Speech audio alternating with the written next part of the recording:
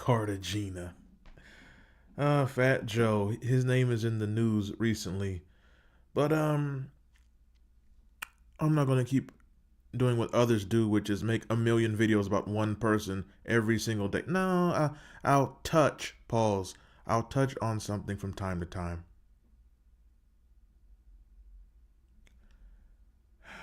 Fat Joe. Let's go back in history when perhaps he wasn't as vile of a human being, perhaps. This is an article from Double XL magazine, May 2005. Now this is after he kind of had, I guess his highest point of his career would be the lean back record, where Roy Jones almost made him do that same thing. And this is post lean back, and this is right in the 50 Cent feud. This is when 50 Cent is doing everything for attention, so he wants to diss everyone for attention. And this article reads, to go back in history, for Fat Joe, perseverance is the key to success. Rhyming since the early 90s, the Bronx big man got a small taste of true rap stardom with the hugely successful Lean Back. And he's not going to let 50 Cent stand in the way of his quest for more. Oh, forget Lloyd Banks. Forget Lloyd Banks. Fat Joe had the hunger for more. If you've ever heard, or if you ever had, the chance to roll with Fat Joe, you know he rolls big. A lot of pauses. Regularly rubbing shoulders with millionaire pals like P. Diddy and Matthew Knowles. Fat Joe. Whoa. So he was passing the oil. The Bronx native has cribs, 2005 slang, cribs in both New Jersey and Miami. Enough ice to sink the Titanic and a sky blue Rolls Royce Phantom that he pushes himself. F a driver. Okay. As you might imagine, he frequently stops traffic. Oh, Lord. White, black, Latino, Asian, young or old, if people don't know the 13-year rap vet by his aliases, Cook, Coke, Crack. That was one of his aliases? That was one of his aliases, Cook, Coke, Crack. Or the Don Cartagena. Yeah, Puffy was on that album. Yeah, he was on that album too. Cuban Link was on an album too. Yeah, Cuban Link was on an album too, yeah. And he was rapping better than Fat Joe on his own album, like everyone else did. Hit the like button, share this video, subscribe to this channel. They damn sure recognize him as the Lean Back Man. We knew it was a hit, says Joe, who'll be joining Nelly on tour this spring. Nelly was still touring in 05? I thought Nelly fell off in like 02, but okay. I guess he had Pimp Juice. My Pimp Juice. Oh, God. To me, that song was like the final nail in Nelly. Pimp Juice. Scott Storch gave me the beat. This is when Scott Storch was still at the height of his powers. I think before addiction really destroyed him, or maybe it was just happening at this time. Scott Storch was on fire at this time. Another one Dr. Dre stole from, but that's another video another day. Scott Storch gave me the beat, Lean Back, and I was scared to rhyme to it because I needed someone to write for me. I was listening to it for 2 or 3 months like, yo, this is crazy. So he had the Lean Back beat for 2 or 3 months. This is crazy. Then one day I was talking to my right-hand man, Macho. Oh, God. Is this Macho guy, is he around Fat Joe to this day? Is he another one he used up? Is he still alive? Sorry, I don't follow Puerto Ricans that close. Shout out to Big Pun's wife. I was like, should I talk about B words or should I spit the hard? Oh, I'm sure you were swallowing the hard. And I said, F it. I'm going to spit some hard S on this. So in other words, can we get one of Pun's rhyme books? I guess not just me, but many people Many people really had to investigate when he said, he had that lyric when he's like, they think I must have found Pun's rhyme book. Did you? If you listen to Fat Joe when Big Pun is alive, and then listen to Fat Joe post Pun's passing, he does sound drastically better and different. Drastically. You know, sometimes when these people speak, this is life. Sometimes when people speak, if you let them keep speaking, they'll expose themselves.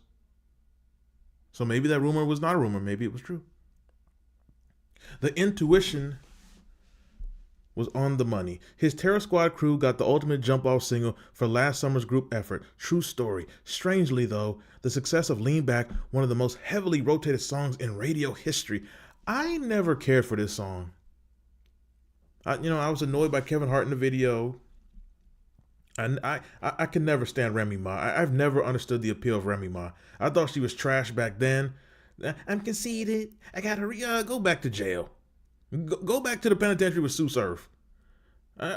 So overrated. Oh my! Remy Ma has to be the most overrated. She that Minaj character. She's the most overrated female rapper ever. That Minaj character, the fake Little Kim. They're all fake Little Kims, but that Minaj, she's number one most overrated female. Remy Ma got to be number two. Gotta be number two. Did Remy Ma ever put out a real album? Like, is she just like features and singles? Like, didn't she get out the pen? When did she drop an album? Did I miss that?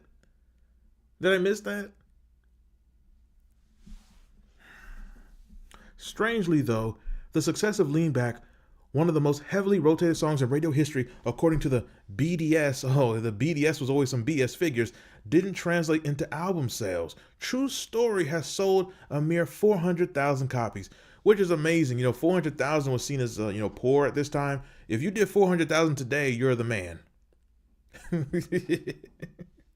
Yeah, all the payola in the world. Indeed, the burden of being the boss can make Joe's arms ache. So can holding a plate of arroz con pollo. Have you seen Fat Joe's wife? Oh my God. Is she Colombian? Good Lord. How did he get her? He's a rapper. And recently, other events have been bringing a skull to his grill. Okay. Unhappy with Joe's participation in Ja Rule's hit New York, 50 Cent shared harsh words. Unhappy with Joe's participation. The feminine nature of 50 Cent. I just did a video on this channel. Man. Just did it. Subscribe to all my channels. Subscribe. Just did this. 50 Cent was a slave for this man, and he contradicted himself during the Ja Rule beef for years. And this video plays off this last sentence. Unhappy with Fat Joe's participation in Ja Rule's hit New York, 50 Cent shared harsh words in the March issue of Double XL and on the song Piggy Bank, which he did for attention for his album The Massacre. Still, sales stats and rap spats can't bring down the Don. They gotta stop calling him the Don. He has high hopes for his new solo joint, All or Nothing. Oh man, All or Nothing. Would you say that this is the peak of this had to be the peak of Fat Joe's career? Let's see here. This era, you know what? The year after Big Pun passed to about, I'd say the peak of Fat Joe's career is probably is like right after Big Pun passed away, all the way till let me see here. Let me see his albums. Jealous Ones Envy 2. Jealous Ones Envy. Yeah, this is when you had like a brand new Fat Joe. Fat Joe, he constantly like kept like changing his flow and changing his appearance. It's like whatever.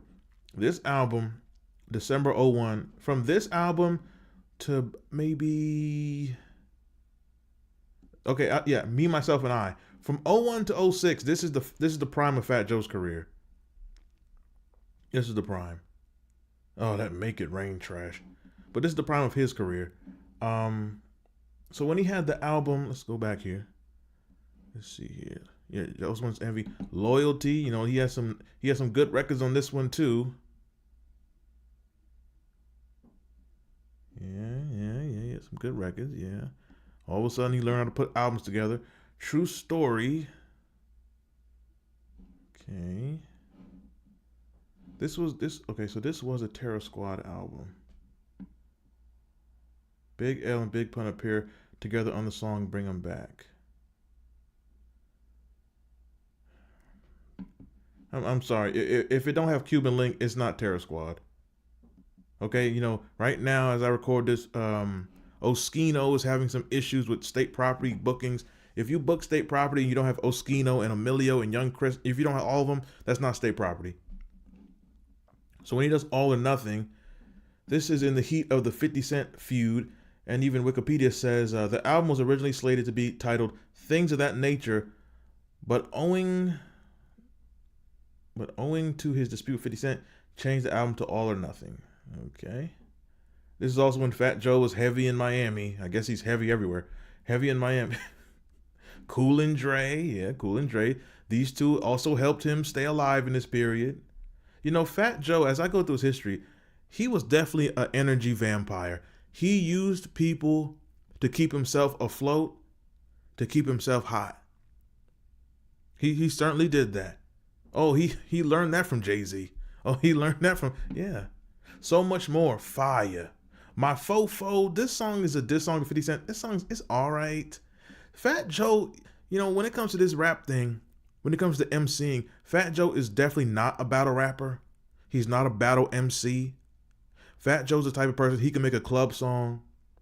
He can even make a heavy street song. But he's really not a battle rapper. He's not a Papoose. He's not a Cassidy. He's not a 50 Cent. He's not a Game. He's not a Joe Budden. He's not a battle MC. This song, My Fofo, is all right. Mashonda. Yeah, shout out to Swiss Beats. Oh, Mashonda. Whatever happened to her? I have to look her up. Make sure you hit the like button. Lean Back Remix was on here. Eminem was on the Lean Back Remix. I never heard the Lean Back Remix.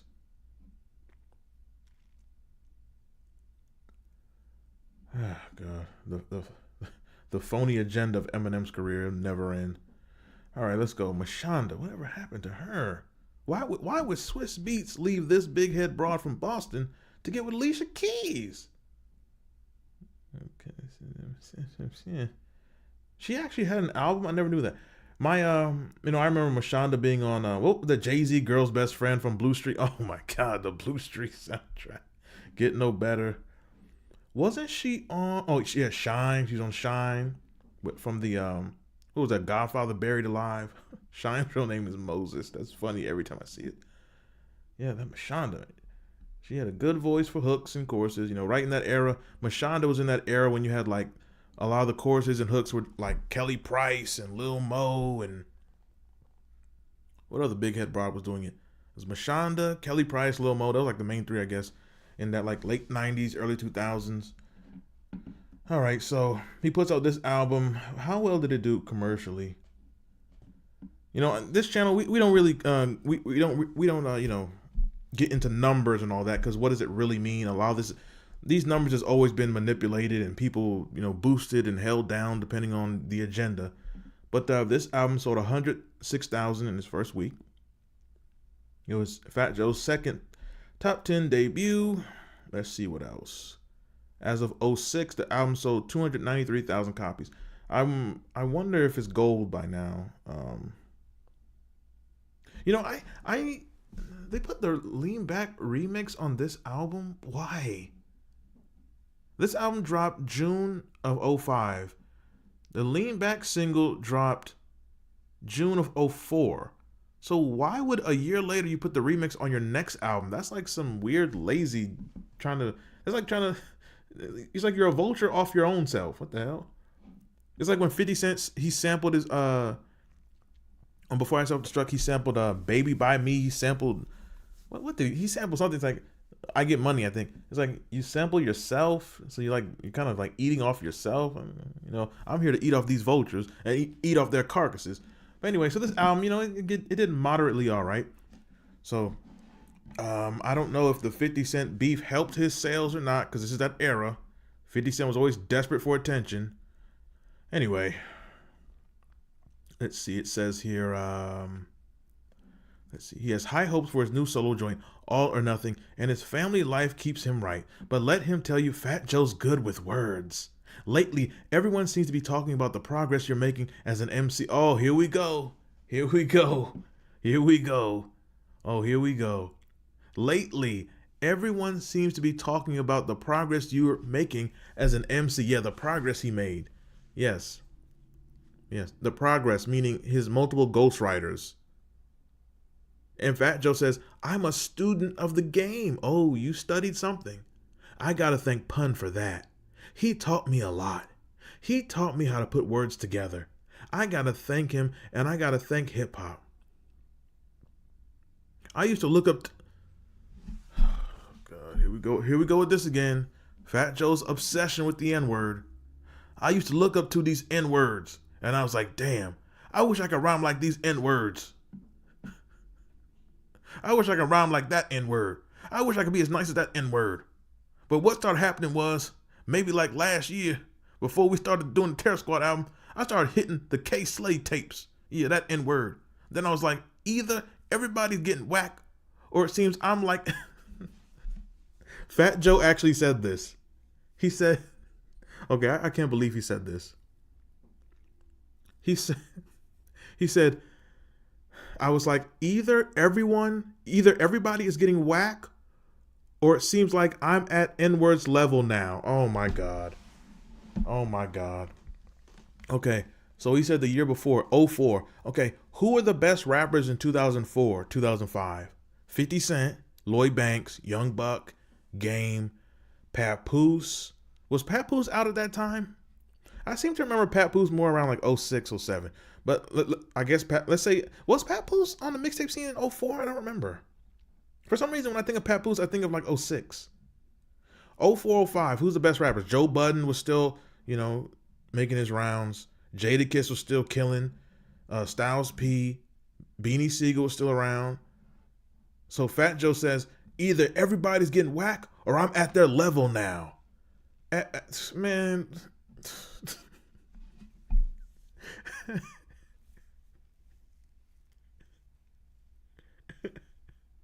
They say practice makes perfect. Yes, your ghostwriter practicing his autograph in your rhyme book makes perfect. I was like, wait a minute. I'm as nice as this N-word. This N-word ain't spitting crazier than me. Well, you swallowed crazy at Diddy's party. Where is Farnsworth Bentley? Is it Farnsworth Bentley or Bentley Farnsworth? Still, when you put out the album True Story, even though it was a critical success and you had the biggest single of the summer, it still struggled on the SoundScan charts. What was it like for you having a smash like that and then seeing the first week sales under 100,000? You know why the album didn't sell well? Because it was one big single. What was the follow-up to Lean Back? What was the marketing like? As a kid, I was in middle school at this time. I remember Lean Back. I didn't care for the song, but it was a big song. But when they released the song, see, this is the thing about marketing and promotion. Sometimes you market a single so heavy, you never make a point to tell people there's an album. I never even knew the album was called True Story until right now doing this video. I never knew the album was called True Story. I'd never seen this cover before. And I lived during this period. Now, I never cared for Fat Joe. And like I said, I didn't care for Terror Squad at this point. If it don't got Cuban Link, it's not Terror Squad to me. If it don't got Big Pun, it's not Terror Squad to me. But I never knew this was the cover. I never knew the album was called True Story.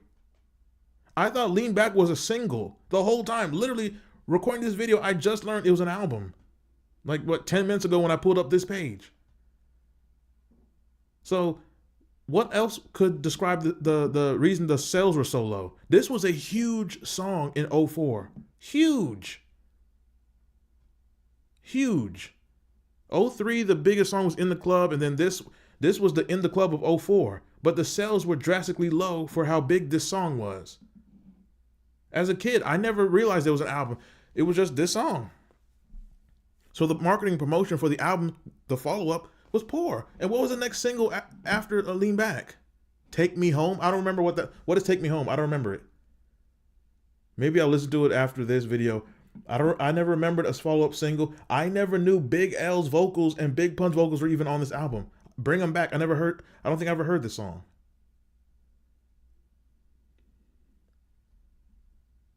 It got good reviews, but once again, what does that mean? Fat Joe says, as far as the sales being under 100,000 in the first week, that was really disappointing. But that wasn't the first time I was disappointed. Oh, imagine a female's opinion when you undressed after the show. Right now, I look like I'm going to sell 300, 400,000 for All or Nothing. It'll be just my luck. Here we go again, 150,000. It's just been the story of my career. As far as sales, you want to sell records, but I can't put a gun to N-words' heads. Oh my God, I'm sure you wish you could, you bigot. I can't put a gun to N-words' heads. He just said that. They have to come out and support. Oh, I'm sure they're supporting you right now after your FBA comments. They're leaning back on your ass. You know what? Let me see. What were the, okay. The first Terror Squad album in 99. It was called The Album. How creative. All right. Let me look at Fat Joe's albums. Let me go back here. How you got him looking out of breath in his Wikipedia picture? Okay. Good Lord. Fat Joe been in that many movies? I ain't seen none of them. Let me see. No, it should say right here, actually. Let me see. So it doesn't have a listing for its first two albums as far as certifications. Don Cartagena went gold. Jealous One's Envy went platinum. This album in 01, Jealous One's Envy, that was a huge record, huge album at the time. I remember that. But yeah, I guess Fat Joe was always like an artist. He's kind of like in that Beanie Siegel, kind of like, he's going to always sell 300,000, 400,000, 500,000, but he's kind of going to struggle. He's going to struggle to go platinum. This album went platinum because it had Ashanti and I think Ja Rule on it, if I'm not mistaken. Yeah, it had R. Kelly. This one, R. Kelly was on fire, 01. Ashanti was on fire. Busta Rhymes was on fire. Ja Rule, Ludacris was on fire. So yeah, this album went platinum because he had the whole earth on it.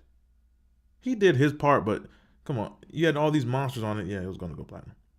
And this was, Atlantic Records. All right. So let me see here. Okay. The first Terror Squad album, September 99. I've never heard this album. How have I never heard this album? Let me see. It doesn't have, I'm looking for more information, but okay. So I guess Fat Joe, he's always been like that, like Beanie Siegel, like he's always going to sell 300 to 500,000. It's hard for them to go above that. But also part of that might be the marketing and promotion, because Rockefeller did not know how to market anyone outside of Jay-Z. Because there's no reason that Beanie Siegel should not have went platinum. Memphis Bleek should have went platinum. They should have. But, that's Jay-Z for you. If you know, you know. But it says they have to come out and support, which is funny. How did that age well? N-words they have to come out and support and realize what I've been doing. All I can do is continue to make hits. Who wrote them, though? There's a guy in Virginia saying he actually wrote, oh my God. Fat Joe said at the time, there's a guy in Virginia saying he actually wrote Lean Back. Some guy is saying, some N-word in Virginia is saying that he wrote Lean Back. There's even a song called The Real Lean Back floating around the internet. He says he's going to sue. That's hilarious. It wouldn't be a hot song without somebody trying to sue over some stupid S. Everybody wants a piece of a hit song. I guess we'll see what happens. But I don't know that N-word. There we go, saying it again. I don't even give thought to that. I'm not worried about that. It's impossible. When I did the song, I was with DJ Khaled in Jerusalem Studios.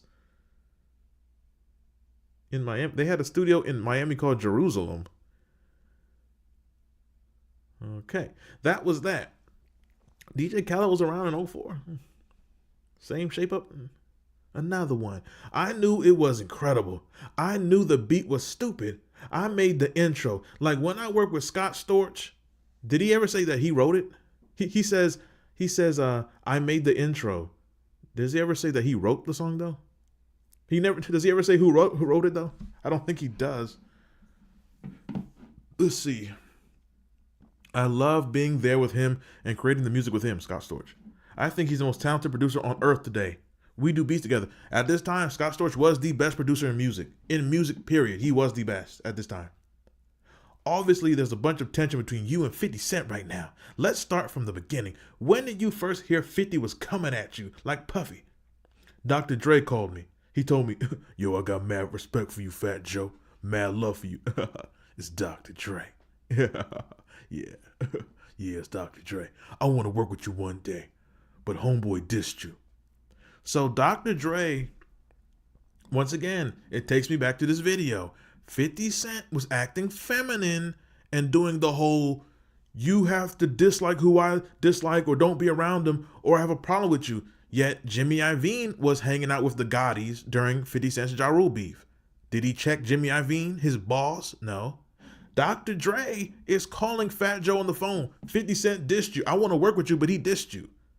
So Dr. Dre, who 50 Cent is signed under, is calling an enemy of 50 Cent. I want to work with you, but he just dissed you. Basically, he just messed up my money and my opportunity to work with you, Fat Joe, because he dissed you. So the people around 50 Cent were entertaining those who 50 Cent was going against. But did 50 Cent ever go at Dr. Dre? No. He knew not to speak bad of his masters because 50 Cent is a slave and compromised just like all the rest. Tell me how he's not. It was shocking me, like, diss me? Because don't nobody diss me. I was like, you know what? Tell Money I ain't got a problem with him. If I got a problem with N-words, I'll let him know. Thank you for saying that word again. Then Chris Lighty and everybody started hitting me. I was like, he can change it. If he changed it, I don't got a problem with it. 50 told XXL that you and some other MCs tell reporters F 50 off the record, but don't say it to his face. Once again, 50 Cent with that irrational logic. Because the Locks wanted to get at him. Fat Joe and Terror Squad were looking for G-Unit for a long time. But you know what happens? 50 Cent was the first 6ix9ine. 50 Cent attacks you, he starts a beef with you, he goes crazy on you, but then in real life, he has the police force with him. He got the G-Unit with him, and he has the police with him. And then you know what 50 Cent does? He goes on a radio show or a magazine and says, oh, all these guys, they talk bad about me, but they don't say it to my face. That's because you have the police with you. Jadakiss said this. Styles P said this. You people listening, you love Jadakiss and Styles P. You wouldn't call them liars. Fat Joe said this. People who had beef with 50 Cent always said he had the police with him all the time. Bang'em Smurf said this. F50 in his face. I don't know about these other N-words. Crack ain't about that. That ain't even Fat Joe's style. He got to really understand that I'm the D-O-N. I'm the Don. I don't know if his record sales have gotten to his head. He's a little N-word to me. Good. How many times did Fat Joe say the N-word in this interview? He can never be me. That's funny. You know that's funny because 50 Cent surpassed. 50 Cent was better than Fat Joe when he did Power of the Dollar. 50 Cent